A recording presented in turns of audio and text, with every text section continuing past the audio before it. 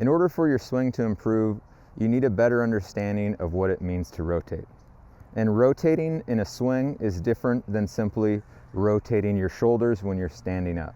In this video, I'm going to break down what the WeckMethod backside coil is, because that is very applicable to how you do a ground stroke swing. We need to understand the coil and what it feels like so that we can put our body in that position when we're trying to swing.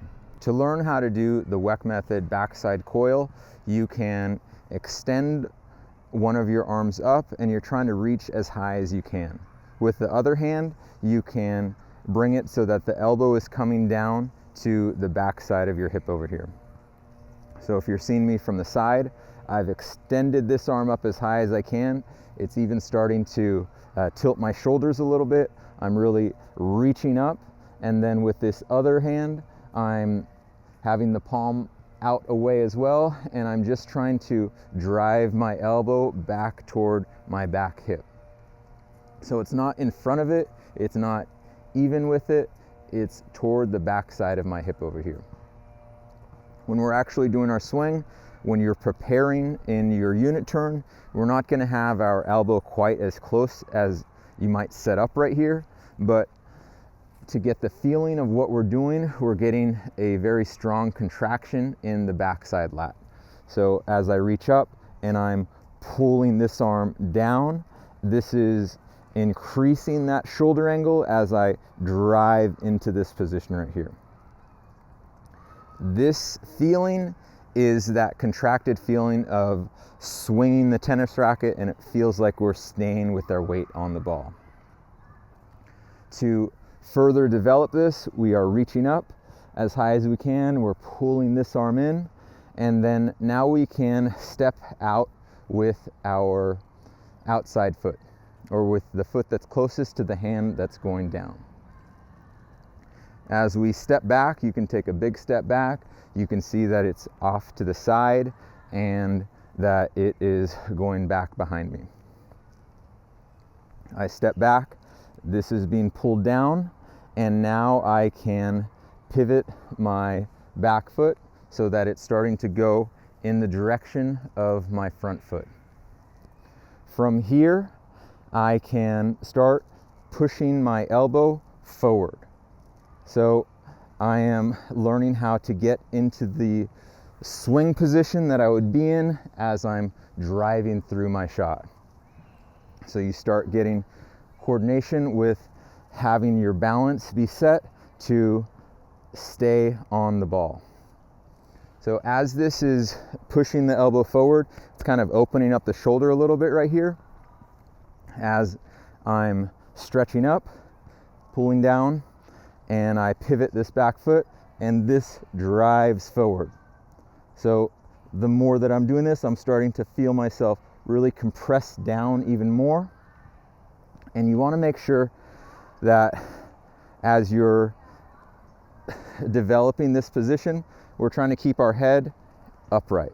You don't want to let your head just fall off to the side. We're keeping upright, and you might even feel a stretch in the back of your neck. We're here and we're trying to drive forward, and you can even allow this arm to come over, and you might even pretend like you're pulling a rope or some kind of band between your arms as you drive into this position strongly.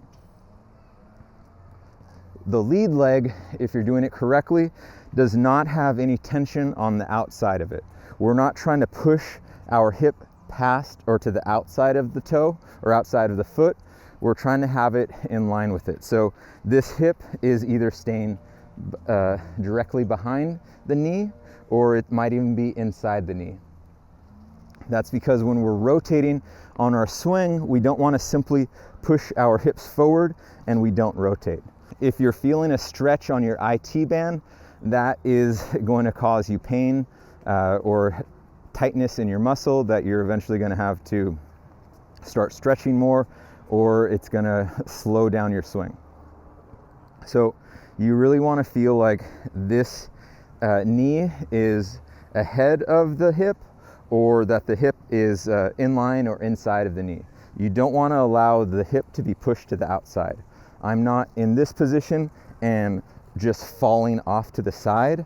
I'm in this position and driving through. So as you can see, I stay a lot more balanced when I'm in this position right here, as opposed to letting this be pushed off to the outside, and I lose a lot of stability from the ground. So you want to make sure that you're feeling like you're pulling something apart right here, and you've reached up, this foot pivots, and we're driving into this shot right here, and you can feel yourself allowing the elbow to push forward.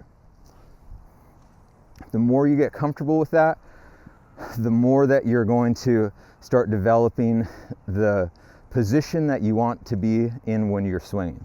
When you're looking at it from the tennis swing, you would have set up, and then now we are going to be driving through in a very similar position that gets us to extend out through this. So we're here and we drive through this shot and follow through.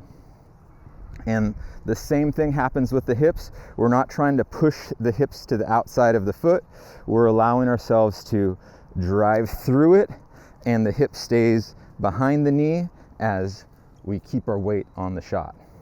Hopefully that makes sense. This was an introduction to the WeckMethod backside coil that I will be referring back to in other videos as I build upon this basic movement.